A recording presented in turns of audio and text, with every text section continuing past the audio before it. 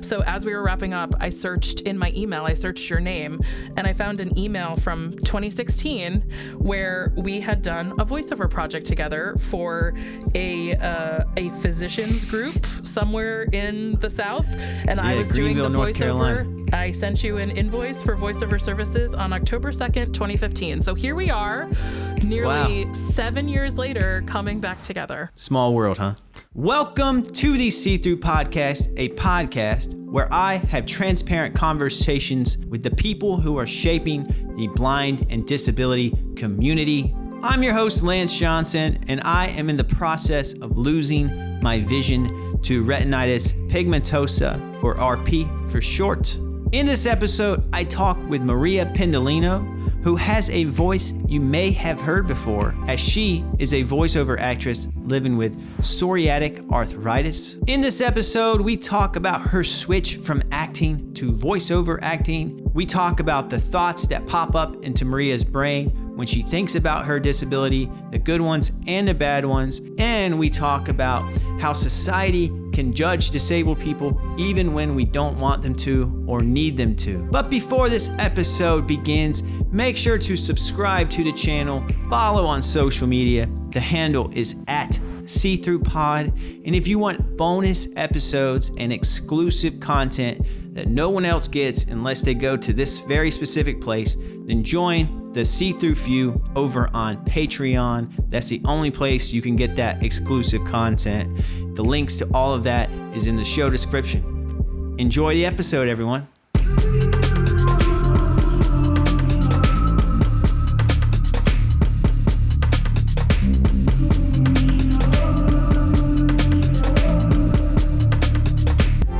Maria Pendolino, welcome to the See-Through Podcast. Thank you. I'm so glad to be here. You are a voiceover actress. You are an actress, and you also do stand-up comedy.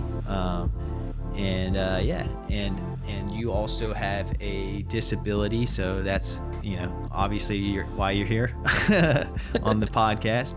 But first, I kind of would just want to give you a chance, for people who are new to you.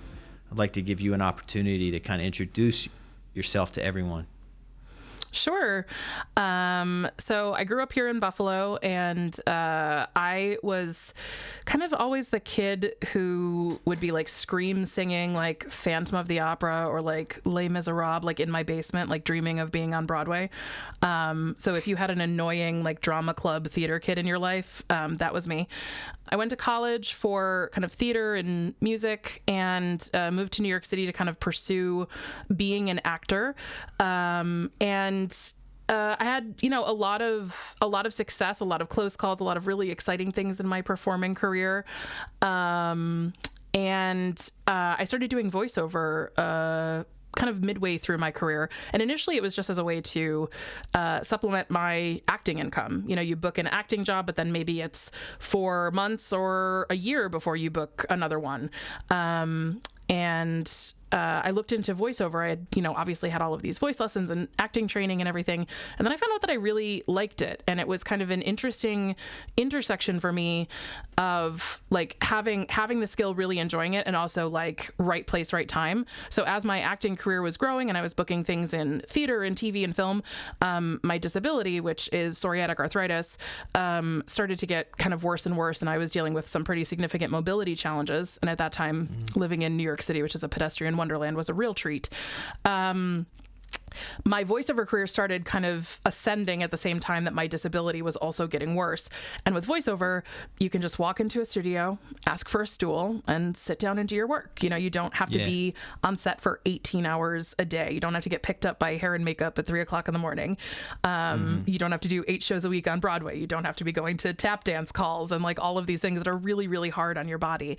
So it was a weird intersection of both my disability, getting worse, but also like my career taking a different direction, or like a new door opening.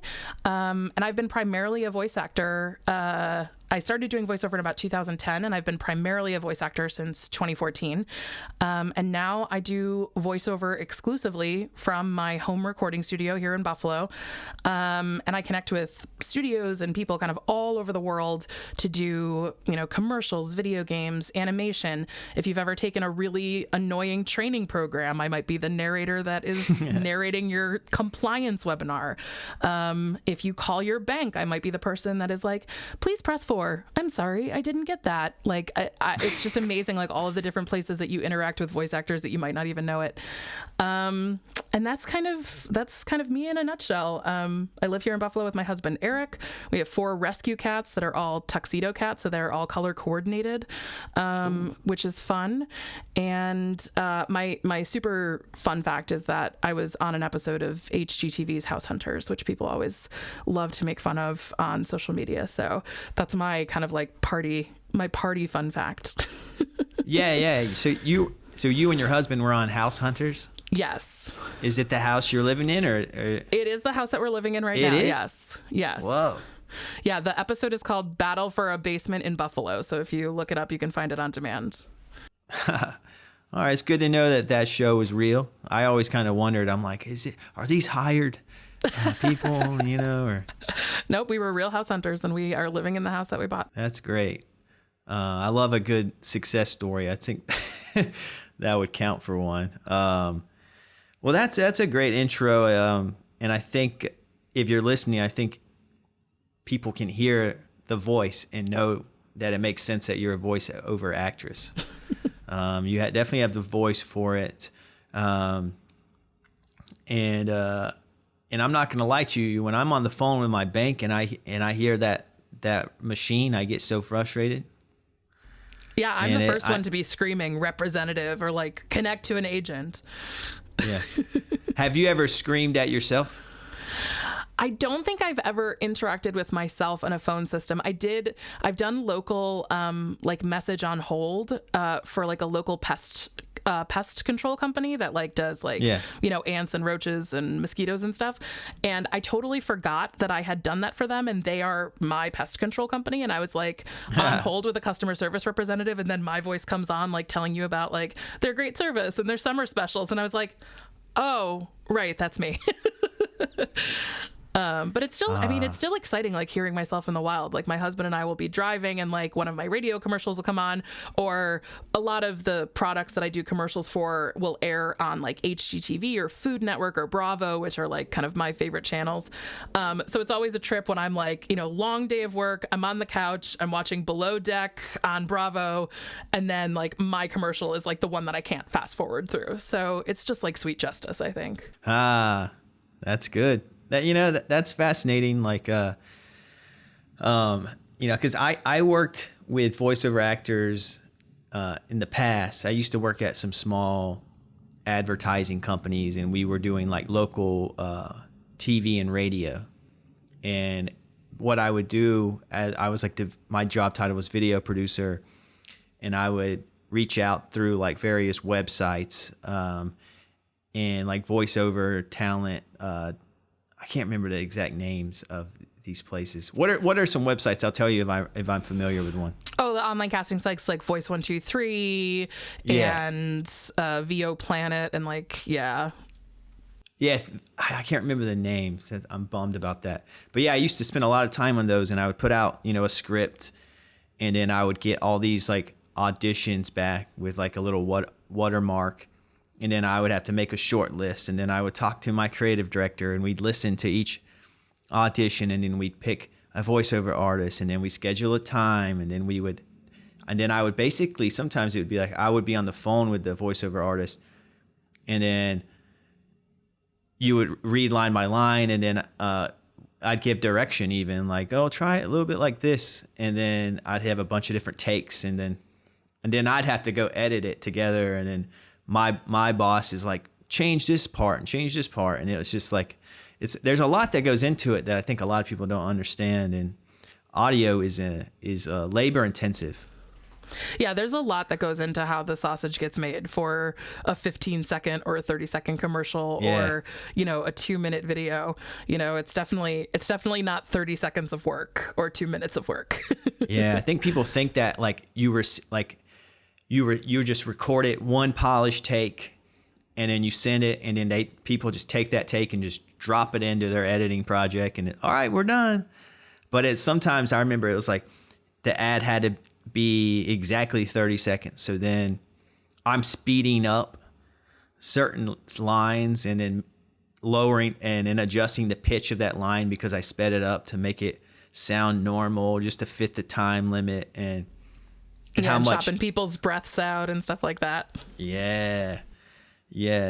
But yeah, I just wanted to share that with you because I figured you would find it neat that I'm kind of familiar with it. I haven't done that in a long time. It's been years, but that was when I was living in North Carolina. I was doing a lot of that kind of work, but now it's like I have this podcast, so I'm doing a lot with audio. And for the longest time, I was just doing audio episodes, and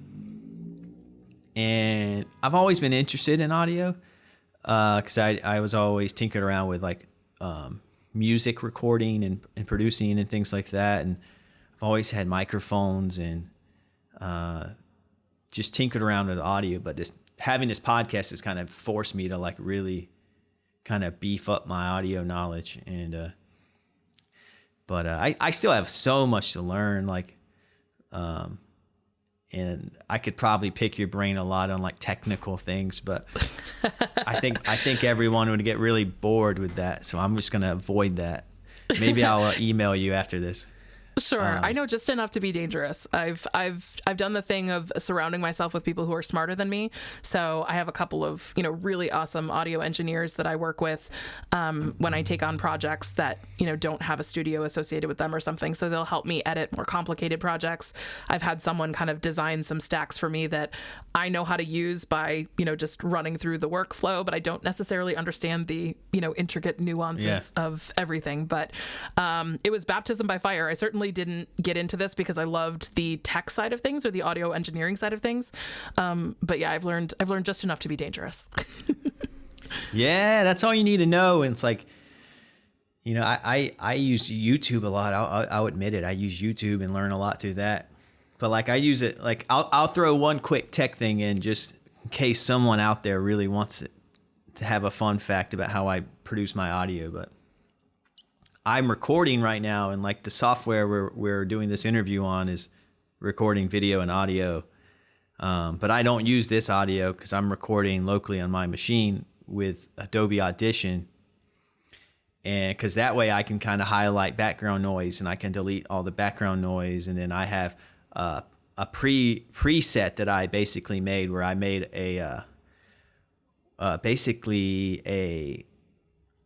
I don't know, it's not an algorithm, but it's basically step by step, and I kind of followed it. So I press one button and it does 12 things for me.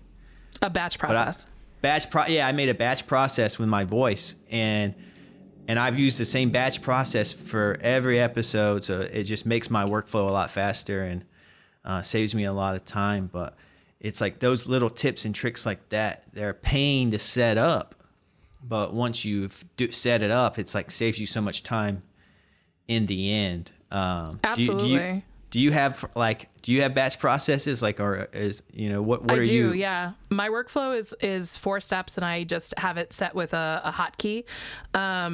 And it makes it really easy. I have presets for the different microphones that I have, that are kind of tuned to my voice. And I have some presets if I'm doing something that is more character-y. So I know that I'm going to be, having a lot more variety and volume. Maybe sometimes you're yelling, sometimes you're not, versus just straight narration, which is, pretty solid level across the board. So having those set up ahead of time, really helps the workflow move quicker and get things done easier.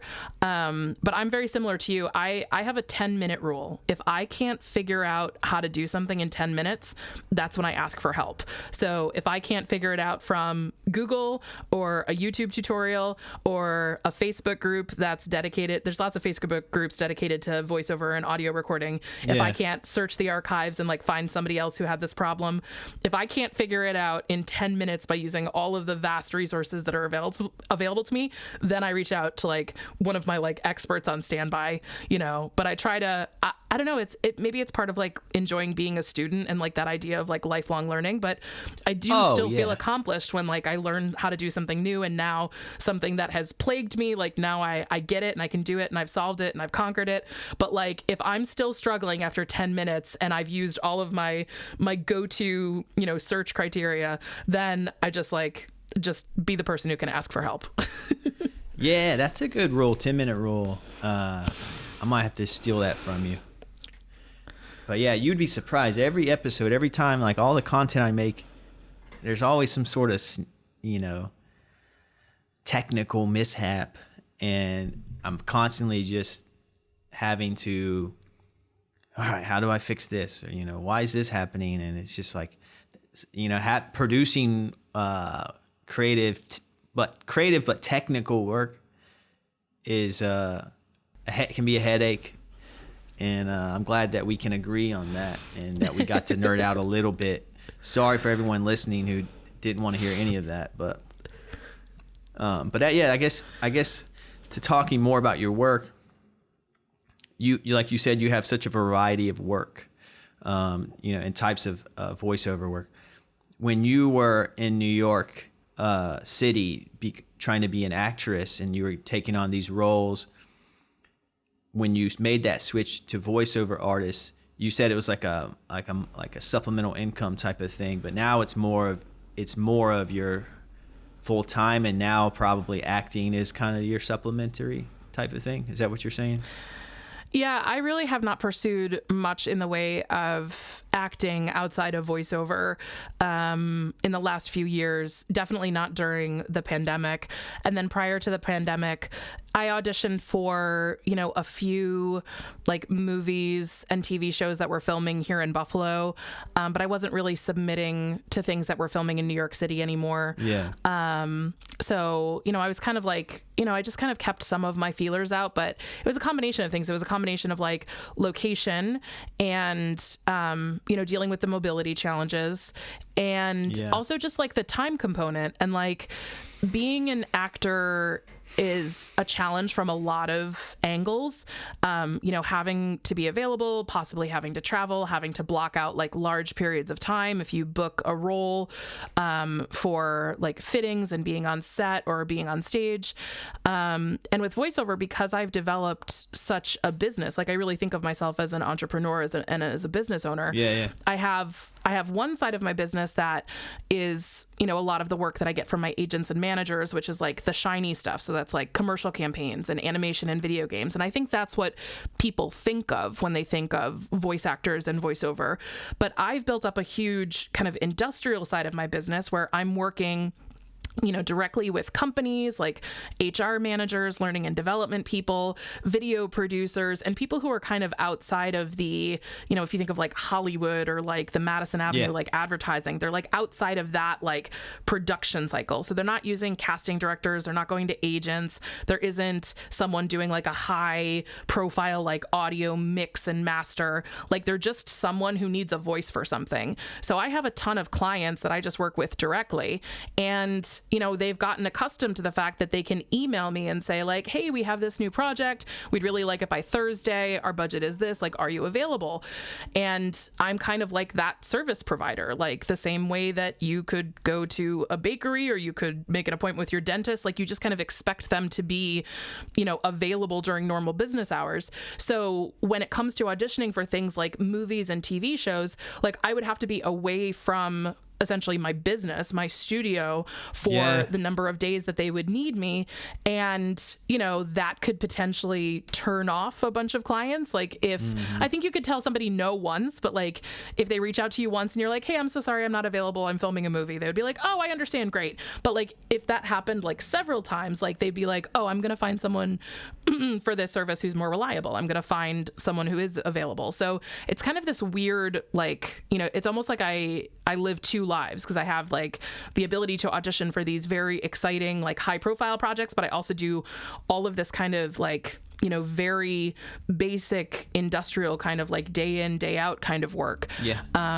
So the acting thing, you know, I think a combination of location, COVID, and the fact that I have like a full-time business that I'm running have made it more difficult to pursue some of those like theatrical opportunities, whether it's TV, film, or stage stuff. But it is something that I miss. Every time I go to the theater, and my husband and I just went earlier this week to see a show at the Alleyway Theater in Buffalo, which is a local theater company here in Buffalo that's dedicated to doing new works. And I'm on the board of that theater. They had a production of a play called The Oregon Trail by Becca Brunstetter, who is one of the writers from This Is Us. And it's a very funny and touching play, kind of rooted in like 90s nostalgia around the computer game, The Oregon Trail. Oh, wow. And like we're sitting there watching the play, and like I could feel that ache. Like I could feel that like, oh, like I want to be on the stage. I want to be playing, you know, that character, or like thinking of ways like, oh, if I was directing this, I would do this and I could see this. So it's still very much innately like a part of me. And I do think that in kind of like a post-pandemic world, like I could see myself like getting more involved in you know, doing those kind of theatrical things. And they've invested a lot here in Buffalo in bringing films here with the Empire State tax credits. So we have had some stuff filmed here. Guillermo del Toro's most recent Nightmare Alley with Bradley Cooper and Cate Blanchett filmed here in Buffalo. So there are some like really large scale Hollywood productions that are filming here that I'd really love to be a part of. So maybe the next couple of years, maybe the next time we get together and talk, I'll be telling you about how Bradley Cooper and I were in a movie together. That would be cool. Yeah, thanks for sharing that, because I think a lot of people, you know, they don't quite understand, you know, how much time, you know, outside of just being on set, how much time goes into planning just to be on set, you know, and all that. And from based on what I looked at with your reel and all that, you've been on a few national television shows. You had a few, what would you say, like smaller roles on those shows, but reoccurring characters though. Yeah. I did a reoccurring stint on Army Wives, which was a drama series that filmed in Charleston, South Carolina for Lifetime. So I appeared on 3 episodes, and that would be considered like a co-star role. Yeah. And then I appeared on an episode of Locked Up Abroad for National Geographic. Okay. I was the reenactment actor, just to be clear. I did not try to smuggle drugs out of Colombia, but I did reenact the story of someone who tried to. So that would be considered like a guest star or feature role. But yeah, those are really interesting. Like Army Wives, that we're talking about time. For one episode, I would have one travel day. So I would travel from New York to Charleston, South Carolina. And on that day that I arrived, I would have my costume fitting. Mm-hmm. And then the next day, I would have the actual filming day for the scenes that I was in. And they would schedule it so I could film all of my scenes in one day. And then the next day would be my travel home. Yeah. But when you look at like the rates of pay, you get paid for the day that you're filming, and then your travel days, like they cover your travel and accommodations. They're paying for my plane ticket, they're paying for the hotel. You get a per diem for food, but you're not actually paid a wage for like the travel day on either side of your working day. So actually you're kind of blocking out, 3 days of your calendar, but you're only actually getting like paid for one work day. And I think that's like a good example of like not necessarily knowing like from the outside like how much goes into you being in one episode of television. Yeah, it's a grind. It's a grind in any creative kind of work where it's beyond, where it moves beyond a passion project, where it moves into kind of making money is it's just like, so part of me, like, I really respect your transition into voiceover acting. And I think that's a smart choice because that's very consistent employment. And you still have, you're in more charge of your schedule, and you still have, if an acting job comes up, you still could entertain it if you wanted to. So I think that, absolutely. As a creative, you kind of always have to kind of keep your options open, because once you put all your eggs in one basket or whatever, it's sometimes it can backfire on you. So I think it's cool, and like that you not only have those shiny kind of voiceover roles as you described it, but you also have those more kind of the roles that I was talking about that I was doing for like local TV and things. You have those, and then you also, just have more like maybe you want to do a theater role like you're describing, and that's just for the soul. You know what I mean? Yeah, absolutely. Yeah. All right. That's good. I think everyone feels like, or at least I do, I feel like I'm up to speed on you and your career. But you talked about it a little bit, and you said you have a disability. Can we talk about that? Yeah, sure.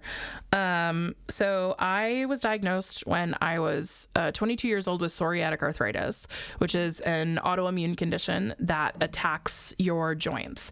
So I think when you hear arthritis, most people think of like, old people, rubbing their hands in commercials for like cream, and grandma having trouble, gardening because her, hands hurt. But psoriatic arthritis, which is an autoimmune condition, attacks the joints kind of from the inside out, and it's not from age, it's not from overuse, and it's a type of arthritis that does attack young people.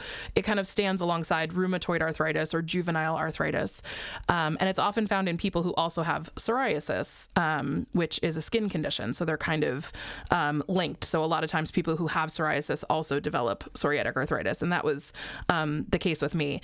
But for me, it started out as just knee pain, and I had like swelling around my knee, almost like a golf ball sized kind of sack of fluid that was just kind of like sitting next to my knee. My roommate at the time nicknamed it Lumpy the left knee. And I wasn't sure what was going on. And I thought perhaps it was because I was wearing Old Navy flip-flops in New York City, and I should be wearing better footwear. So I got like custom orthotics made and bought like really nice shoes because I'm walking all around and going up and down stairs and stuff. But the pain got kind of like worse and worse. And finally, I saw a rheumatologist at the NYU Hospital for Joint Diseases and, explained all of the different symptoms that I was experiencing and the fact that like no orthopedist had been able to help and nobody really knew where it was coming from. And he kind of spun around in a chair and gave me a pamphlet all about psoriatic arthritis. My psoriatic arthritis has been very aggressive, I think, with the joint degeneration, from age 22 to 30, I experienced, various levels of pain and tried different pharmaceuticals that are marketed for it with, limited success. So I spent a lot of time just managing symptoms versus, managing the root cause. But by the age of, I would say like 29 and 30, I was really experiencing some pretty significant mobility challenges. I wasn't really able to stand for longer than like 5 or 10 minutes at a time without really feeling in a lot of pain, and like standing still in one spot was like really the worst. So of course, like New York is the worst place for that because you're always like standing on the subway, standing waiting for the bus, like you're just standing. So that was really challenging. And then as my joints began to degenerate, I lost range of motion. So the ability to like fully like bend your knee all the way back and then fully extend your leg to like a flat 180. I started to lose the ability to like fully bend and flex the joint. So then I couldn't really stand up straight, and I couldn't really take like a good solid like straight walk, like with a good gait where you're like striking the ground correctly as you walk. So because of that created like residual like back and hip pain from like being off kilter and off balance. So by the age of like 32, I was pretty much toast from a joint perspective in my lower extremities. And I moved back to my hometown here in Buffalo, and I knew that I was going to have some kind of surgery. And at that time, I didn't even really know what it was. But I ended up having my joints replaced. I had both my knees replaced, so I am titanium steel. And I was able to get probably about, I'd say 95% range of motion back in my leg on my right side. And I'd say about 85% range of motion back on my left side. So the pain profile is much, much better. But from a walking perspective, I'm still a little off kilter, which makes it really hard, mostly from that kind of residual pain of like feeling the pain in like your lower sacrum area, your back and your hips and stuff, just because your body is designed to work a certain way. And when things are not working a certain way, it just has this, knock-on effect of the rest of the system. So I identify as a wheelchair user. I'm someone that uses wheelchair and mobility aids. I can walk, and I think, that's one of the things that like blows people's minds. I think a lot of people have a very binary view of disability. You are either like fully disabled, you are either completely blind, completely paralyzed, or whatever it is, or you're perfectly fine. And I feel like it blows people's minds when they see someone like in a wheelchair, like stand up, or like, someone who is walking, then get into a wheelchair. And, I think for me, that's one of the things that's been hardest as someone who has kind of taken on a disability as an adult, is to still feel like a fully active, independent, vibrant person who is able to do things for themselves, who is able to ambulate and walk in some instances, but would like to use mobility aids like a walker, a wheelchair, a cane, or whatever when the situation calls for it. And, I'm never regretting choosing to use a mobility device. I always feel better. I will feel less in pain. I will feel less stressed out when I choose to use the devices that are available to me. But the thing that I really struggle with is like public perception. Like when someone sees you walking and then using a wheelchair, like in an airport, for instance, like you walk into the airport, but then you take wheelchair assistance, and like the public perception of like people just like, and, it's part of it is like me receiving what I think they're perceiving, but just like that outward judgment of like people like not believing you. Like one time I pulled into the handicap parking spot because I have a handicap placard, and like I parked, I did what I needed to do. I came back, and when I was like pulling out, like a woman was like wagging her finger at me and like pointing up to the sign. And I was like I had taken the placard out of my window because you're not supposed to drive with it. So like, I felt like I had to like get my placard out of the, glove compartment and like wave it back to her and be like, I'm allowed to be here. Like I'm allowed to exist. Just because I'm not 75 doesn't mean I can't park here, So it's been this kind of weird emotional transition, weird physical transition. But just kind of like finding ways to, use the things that are available to me, be comfortable in the world, and then like, just, this is why we pay for therapy, like work on not caring what other people think. Yeah. I relate to a lot of what you said, and I think a lot of people listening relate to you and understand where you're coming from. Because, I 100% agree. A lot of people think everything's really this or that, black or white. You either like for vision, it's like, which is kind of what I talk about the most on this podcast, is because I have retinitis pigmentosa, is I'm in the process of losing my vision. So in certain situations, I feel like I have really good vision.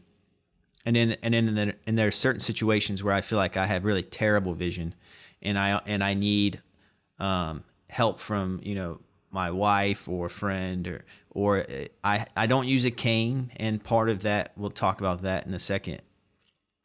But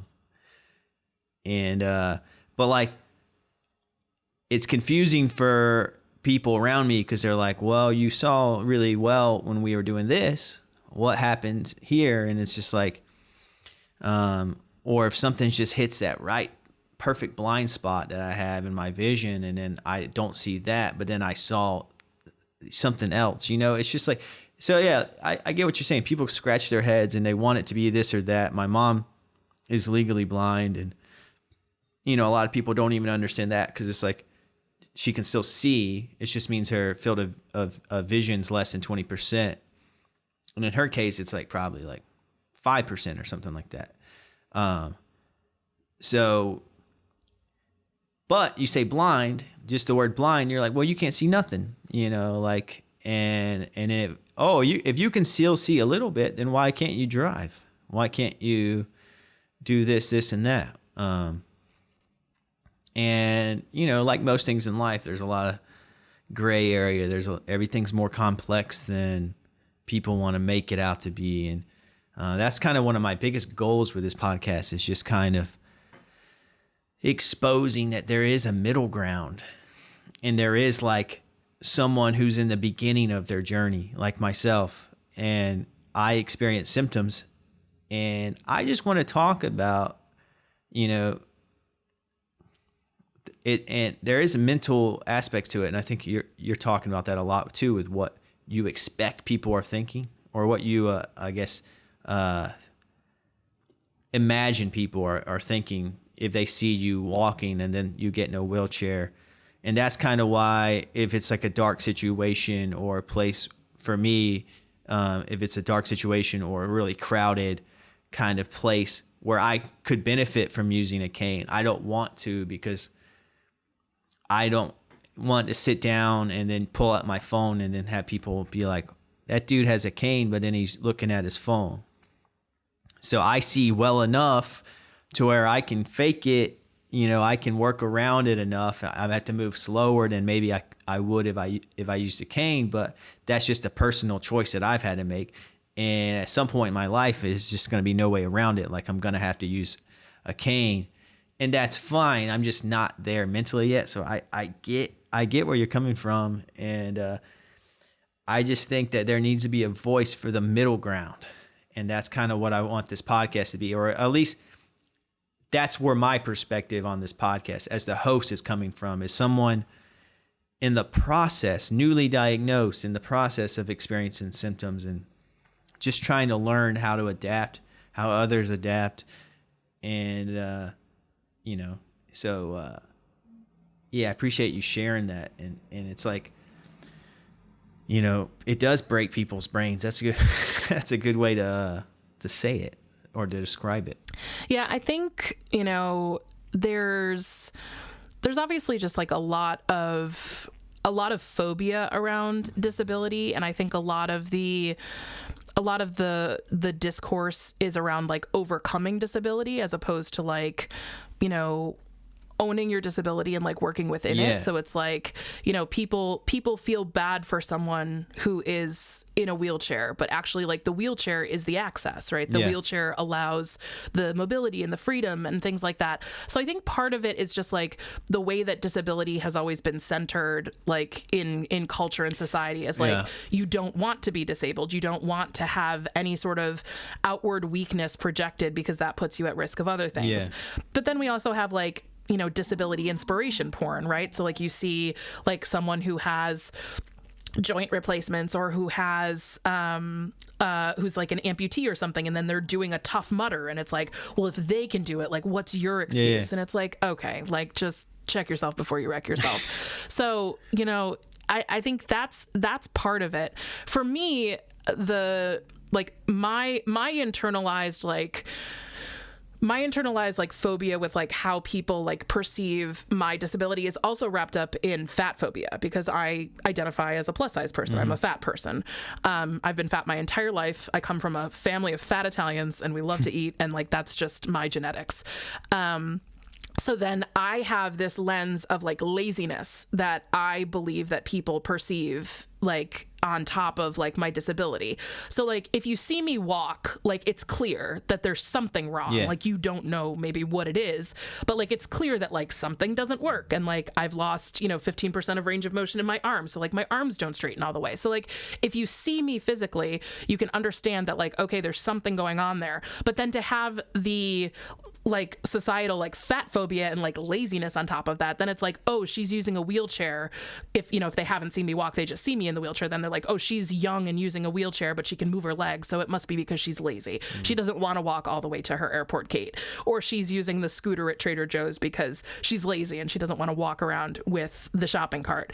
And again, nobody's walked up to me and said like, you're lazy, why are you using the shopping cart? But like, these are the like internalizations that like you perceive from people staring at you, or like the way that things are perceived in the media, how people talk on social media, how people mock people who use disability aids, mobility aids, and things like that. And just that kind of like association of all the things together. It's just something that we're not talking enough about. I've said this, I don't know if I've said it on podcast or like shared with like talking with friends, but I was talking about the fact that there are not enough benches in the world. There are not enough handicap parking spots in the world for the baby boomer generation that is like aging and like moving into a period of like, age-related physical disability. Like, all of the things that exist to support people with disabilities, like we don't have enough of them. Like we are wholly unprepared for a country of people in this middle ground of disability where they're not fully disabled, but they do need assistance. Yeah, I think it's an issue that's been around for a long time. And, you said the word internalized, and, but you got to ask yourself, why is it internalized? Why is that idea in your head? And it's because of societal norms that make you aware of these thoughts, like that make you feel different and they make you feel less than. They make you feel, my least favorite word of all in terms of disabilities is a burden, like, oh, I have to have assistance, okay, I'm making things difficult for everyone else, and when in reality, it's like, yeah, there should be a little bit of meeting in the middle. It's just like, and if there isn't going to be a meet in the middle in terms of providing accessibility, in terms of like physical, tangible things, in terms of ramps in places or things like that, then at least meet me in the middle with your thinking. Like if you're not going to provide that, then you at least have to let me use my mobility aid in peace and not judge me for it, because that's kind of what I'm forced to use, and that's kind of how I look at it. It's just like, it's almost like this tug of war between yourself and expectations of yourself, but at the same time, those expectations of yourself are having a tug of war with the expectations of others. I don't know if I'm making sense, but it's like it's a mind game sometimes, and sometimes it's just like, But I don't know. So part of me, like, I can be pretty nihilistic. And part of me just thinks that it's just that's just the way it is. And I don't know. I get pretty bummed out sometimes. Sometimes I'm like, all right, the only way to win this is to just do what I need to do and just say, screw everyone else who has a problem with it. I have to do me. I'm going to be me. I'm going to do me. And if you accept it or don't accept it. And I think that's a helpful mentality to have. It doesn't solve the world's problems or anything, but at least it solves my problem. Yeah, it definitely aids in kind of like the self-preservation. Because at the end of the day, you have to live your life. Like the people around you, the people you encounter, they don't live your life. You live your life. You have to figure out a way to do that. I think if we had more representation for disabled folks in media, I think that would go a long way. I think we don't see disabled characters in television shows and movies or on stage who are just like living full lives, like where the disability is the least interesting thing about them, right? Exactly. It was only like 5 or 6 years ago that Ali Stroker was the first person to be on Broadway in a wheelchair who actually like needed to use a wheelchair as opposed to like a character being in a wheelchair. Like that's insane. It like for more than 100 years of performances, literally nobody was ever on Broadway in a wheelchair. So like the idea of just like people not like, if you don't have someone in your life who is disabled, whether it's a family member or a friend, if you've not which is highly unlikely, by the way, which 1,000%, right? But like just not seeing it, like just not having it be prevalent and not having it around us. And I think that's what adds to, for me, I think that's what adds to the feeling or the pressure of like the judgment, because like people just don't, there's just like a lack of familiarity. And also it's just like, it's also a weird intersection of like, it also has to do with like your medical history, which like your physical and your medical history is like private, and like you don't always necessarily want to be like walking into a conversation with like your health chart, but like there will be times that like, if I'm choosing to walk instead of using a mobility aid, like someone who I don't know or I haven't seen in a while, like they see me limping towards them and they're like, oh my God, what happened? And it's like, I don't know, Linda, do you want me to start at the beginning and like give you the whole like, the whole rundown of like everything to do with my psoriatic arthritis? Like people are also just like the worst and like very like inappropriate sometimes with like, questions. And like I visited a friend in Dallas a couple of years ago, and I was traveling alone, and I was using like one of the airport shuttles. And, I dropped off my rental car. I got on the airport shuttle. I was getting dropped off at my terminal, and then I was going to be checking in for wheelchair assistance to then get, all the way to my gate through security. But at that time I was able to ambulate enough to make it from like the shuttle stop, like into the airport. And this man walked up to me and he grabbed my hands and he was like, I pray that God heals whatever ails you. And I pray that you aren't in pain and like all of this. And I was like, buddy, like, I wish I could have had like the ability to like say something like really prophetic, like at that time. But like in like recalling the event, it was like, I was having a great day. I was living my life. I was moving around independently. I was traveling alone. I was doing everything that I love to do. I just had a great weekend with my girlfriends in Dallas, Texas. And then this man walks up to me and reminds me that I walk different than everybody else, that I must be in pain, that I look like I'm suffering. And like he projects all of that onto me. And suddenly that's all I can remember about the trip, is that the guy came up to pray on top of me at the airport shuttle. And like, it's just those types of interactions that just remind me of that feeling of otherness, right? That someone like feels the need to like call that out to you and like remind you or tell you about like what you're experiencing. And I think just the lack of representation and like just like being more open and forward in society and having more people talking about it, sharing their stories, and just being normal human beings who happen to have a disability, being present everywhere. Like the lack of that, it shows in those moments when people are so inappropriate. Oh, for sure. And it's like in that guy's mind, he thought that he was doing you a favor, which is, it's kind of bizarre how people think sometimes. Absolutely. And it's it's just like that's something I've heard before, like with people getting like prayed for. And you know what I always like to think, with those type of people, or anyone who's like, let's say someone out there is really judgmental of people with disabilities. I always try to think about it like, if they had to live, a day in someone's shoes with a disability, they couldn't handle it. You know what I mean? Like they would break down. You know what I mean? And it's like, and I think people get cocky if they don't have a disability or know anyone with a disability. They think that it is kind of a mindset. They think it is, well, I would be like, if I had that, then I would be like this. But it's like, you can't say that because you don't live with that disability. You don't experience the symptoms. You don't know what actually goes into it. And going back to a little bit to what you're talking about with representation, it's just like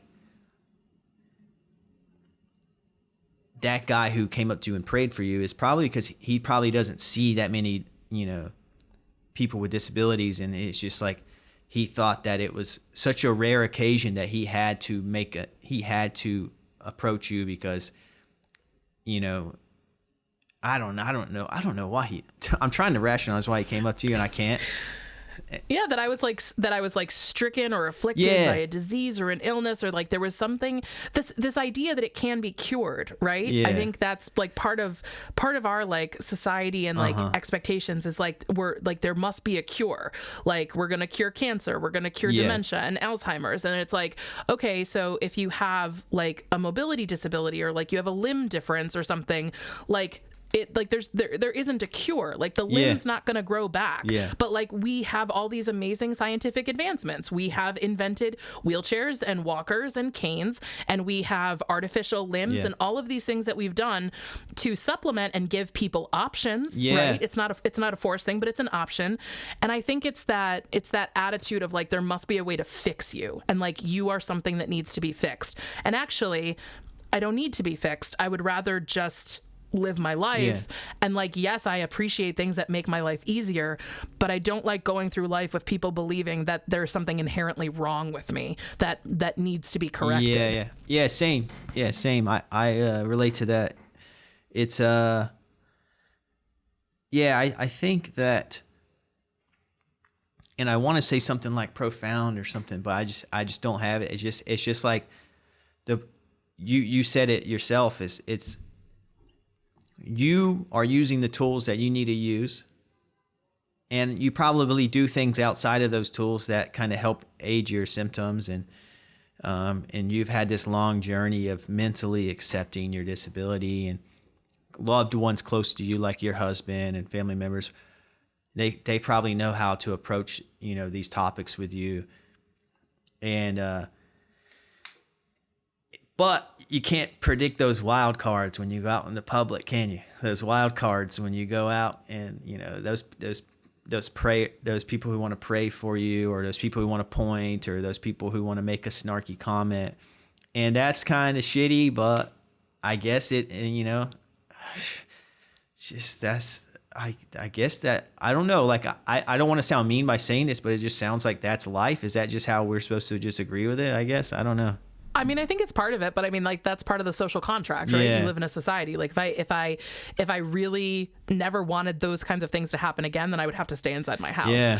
But you know, I think what we can do is we can do things like this, and we can talk about it, and we can advocate for change, and we can ask for more people who experience what we experience to be in positions of power, whether that is, you know, elected representatives or, you know, people who have influence like celebrities and media personalities and things like that. And just, you know, trying to elevate those voices so more and more people get to hear the stories, because I'm sure, you know, that guy was a special case, but like I'm sure if you know, if someone said something inappropriate to you about your disability, if you had the opportunity to just like have a conversation and be like, hey, what you said was actually really offensive, and let me tell you why, and like, you know, being able to give a personal experience, you know, I think you could probably change one mind at a time, but that takes a long time, and unfortunately I can't subscribe society to my newsletter. So, you know, I think it's about building up that internal strength to be able to feel confident about how you live your life, and try not to let, you know, these isolated incidents, like try not to let them affect you. I know that I personally have to do a lot of work as a fat person, as a woman, to like not care what people think about me, and like I've been socialized from like the very beginning to be like very concerned about what people think about how I act, how I look, how I'm perceived, all of those kinds of things. So like that's part of the work of like internal, you know, just trying to be a person who's not easily affected by that stuff. And I think it's just going to be an ongoing struggle. But I think the society in general, I think, can do a better job of not being assholes when the situation presents itself. Yeah. And I think, you know, I can do a better job of not internalizing other people's perceptions, or my perception of their perceptions. Because half the time I'm not even talking to these people. I'm just deciding that they've made a judgment about me because of the way they're looking, or the way they're pointing, or whatever it is. So a two-pronged attack. I can do my internal work, and then society can do a little bit of its own external work. That's a perfect way to put it. Is, you know, you have to do your work on yourself, but also like how can we change, you know, and help society kind of meet us in the middle. And, you know, like, for example, this podcast, it's like, I only talk to people with disabilities, and like, that's cool. Like, I like, but like, part of me, sometimes I like, I think about it and I'm like, is like, and my goal was what you're talking about, was just like kind of spreading awareness and all that. But like, sometimes I'm like, am I doing it wrong? Am I doing this the wrong way by only talking to people with a disability? Am I putting too much focus on the disability? Like why can't I just talk to you about your voiceover work? 'Cause like, we could have easily talked for an hour about that, and that's equally interesting. But at the end of the day, you know, you want to share your story. I want to share my story. When it comes to RP, you want to share your story with arthritis. I can't pronounce that P word. Psoriatic. Just pretend the P's not there. Yeah, psoriatic. Okay, psoriatic arthritis. And you have these experiences that I think a lot of people relate to. And in a sense, it helps other people like yourself. If you were listening to this, you'd be like, oh, I relate so much to this conversation. And I love providing these kind of stories that other people can relate to. But at the same time, I want to do my due diligence of just showing that, you know, people with disabilities are talented and interesting, and unlike how when people are portrayed in like a movie or TV show with a disability where all the emphasis is on their disability, if they do get featured, you know, and that's part of the problem, is like, that's the only feature, and like, it's almost like that's the personality. If there's a blind character, then it's the in the movie credits when it's scrolling, it'll say blind guy number 1. And, you know, there's like no personality attached to it. It's just like, it's like, disabled people have personalities. Disabled people have entire lives. Disabled people have entire ways of thinking. And that's kind of what I love doing this podcast, is because I get to expose both sides of that. And I think this episode is going to be great for that, because I think you're sharing a viewpoint of that I think a lot of people relate to, including myself. So thanks for sharing it. Yeah, absolutely. Anyways, thanks for talking with me, and appreciate you coming on. And thank you so much for having me. Yeah, and if people want to find you, is there anywhere that they can find you? Yeah, sure. My voiceover website, if you want to see some of my work, is voicebymaria.com. And then I am on Instagram and TikTok at Maria Pendo, MariaPendo. Cool. It's mostly cats and food, so warning. Sounds good to me. Well, all right. Thanks, Maria. And I'll keep in touch with you, and look forward to putting this episode out. But take care. Sounds good. Thank you so much. Hey, we ended the conversation, but I wanted to add one more thing, because Maria had this kind of epiphany I wanted to share with everyone. So I was thinking as we were talking that, like, I remembered your name, and like, obviously your last name is very common, but your first name, there aren't as many people named Lance. So as we were wrapping up, I searched in my email, I searched your name, and I found an email from 2016 where we had done a voiceover project together for a physicians group somewhere in the South. And I was Greenville, doing the North voiceover. Carolina. There you go. I was doing the voiceover for how to use the patient portal. And I sent you an invoice for voiceover services on October 2nd, 2015. So here we are, nearly 7 years later, coming back together. Isn't that wild? You know, because you know what's kind of funny about it is I did the same thing. I searched my Gmail account, but nothing came up because your name seemed familiar. And it probably was because I was using Evolve's email address, my work address, to do all that communication. But I couldn't find anything, so I didn't want to like assume. But like that, to me, like I had a hunch, so I'm stoked that my hunch was right. Because and you had a hunch too. That's it. That's so fascinating. That's crazy. 7 years. It's a small world after all. But yeah, see, that's what I was talking about. Like I used to, work with voiceover artists like that, and that was a long while ago. But yeah, I just, for those listening, we like basically our interview ended, and then you told me that, and I was like, oh, I have to record this. So this is that. This is your bonus content. Yeah, exactly. But that's wild, Maria. That small world, huh? That's right. Small world together again.